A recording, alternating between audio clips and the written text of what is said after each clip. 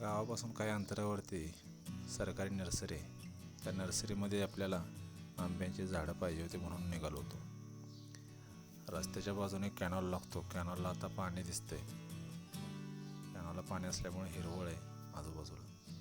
नर्सरीमध्ये एंट्री करताना आपल्याला दोन्ही बाजूने दुतर्फा झाडे दिसतात, नारळाची आणि अशोकाची.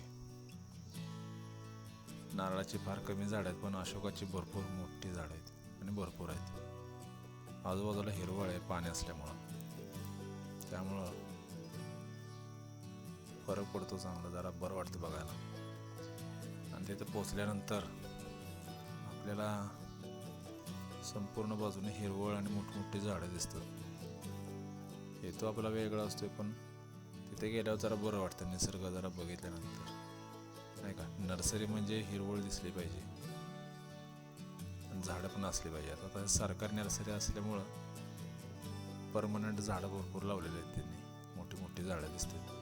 तिथे गेल्यावरती कोणी कर्मचारी दिसला नाही. आणि एक आजोबा मात्र आपले गुरं राखणारे तिथं आले होते.